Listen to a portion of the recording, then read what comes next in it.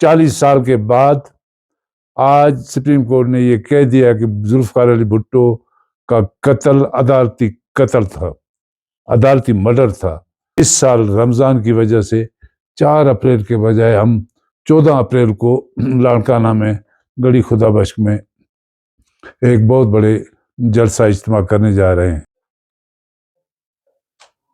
یہ 40 سال کے بعد ذوالفقار علی بھٹو شہید وہ عظیم انقلابی انسان تھے جنہوں نے اس ملک کے عوام کو پہلی بار بالغ رائے دہی کی بنیاد پر عوام کو ووٹ دینے کا حق دلایا، اور ان کی جدوجہد کی وجہ سے جمہوریت بحال ہوئی۔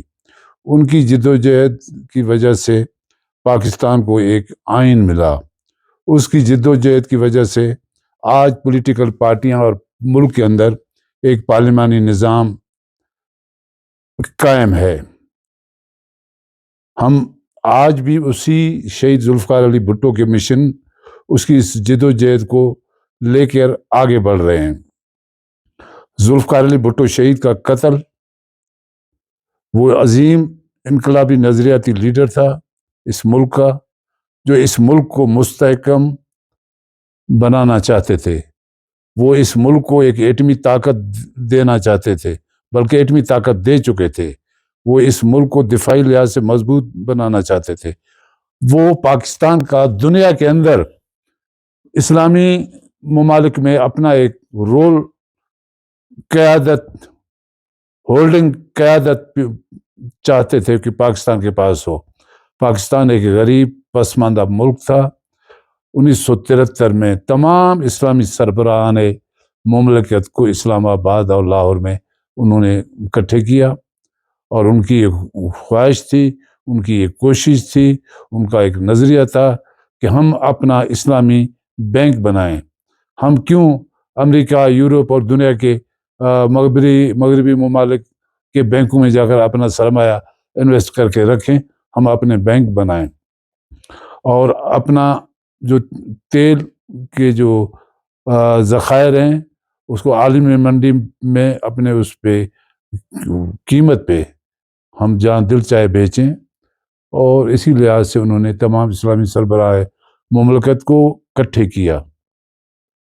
جو عالمی قوتوں کو اس چیز کا خطرہ تھا کہ اس کی زندہ رہنے سے دنیا کے اندر جو ذوالفقار علی بھٹو کی جو اسلامی سوچ ہے، اور جو چاہتے ہیں کہ اسلامی مملکت سب ایک ہوں، جو کہ ایک بہت بڑی قوت بننے جا رہی تھی اسلامی ممالک کی، اس کو ختم کرنے کے لیے انہوں نے نہ صرف ذوالفقار علی بھٹو کو، انہوں نے صدام حسین کو، انہوں نے ذوالفقار علی بھٹو کو، شاہ فیصل کو، جتنی یاسر عرفات کو، کرنل قذافی کو، یہ جتنے بھی ہمارے عظیم لیڈر تھے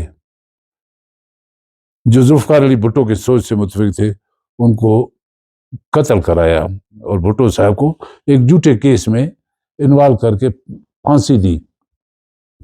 جب ذوالفقار علی بھٹو کو گرفتار کیا گیا، ہم لوگ اس وقت ایک طالب علم تھے، اور ہم لوگوں نے جدوجہد شروع کی اس کی آزادی کے لیے، اس کی رہائی کے لیے، قانون کی بالادستی کے لیے، آئین کی بالادستی کے لیے جدوجہد کی۔ میں پاکستان کے اندر، بلوچستان کے اندر واحد آدمی تھا کہ میں نے 10-11 سال قید و بند کی صورتیں برداشت کی۔ کھلی کیمپ کوئٹہ میں رکھا گیا، Baldia torture cell Karachi central jail, MI 303 Quetta crime branch, Quetta jail, Mach jail, Sibi jail, انہوں میں ہمیں اپنی جوانی کی زندگی کے جو جوبن کے دن تھے اپنی اس جدوجہد میں گزارے۔ پیپلز پارٹی کے اندر 52 سال مجھے ہوئے اس پارٹی کی اس جدوجہد کے ساتھ ہم منسلک ہیں۔ بھٹو صاحب ایک انقلابی لیڈر تھے۔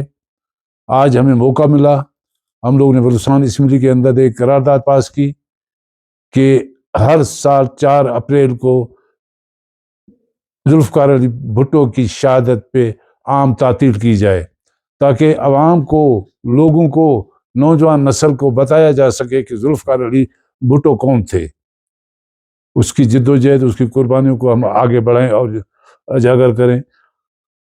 اللہ کا کرم ہے، جناب آصف زرداری صاحب نے جو سپریم کورٹ میں ریفرنس داخل کی تھی، 40 سال کے بعد آج سپریم کورٹ نے یہ کہہ دیا کہ ذوالفقار علی بھٹو کا قتل عدالتی قتل تھا، عدالتی مرڈر تھا، اس کے ساتھ ناانصافی اور زیادتی ہوئی۔ اس کے بعد بلوچستان اسمبلی نے بھی ان پر خراج تحسین پیش کی، قرارداد پاس کی۔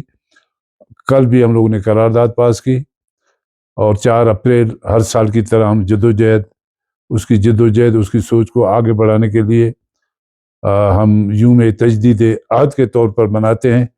اس سال رمضان کی وجہ سے 4 اپریل کے بجائے ہم 14 اپریل کو لاڑکانہ میں گڑھی خدا بخش میں ایک بہت بڑے جلسہ اجتماع کرنے جا رہے ہیں۔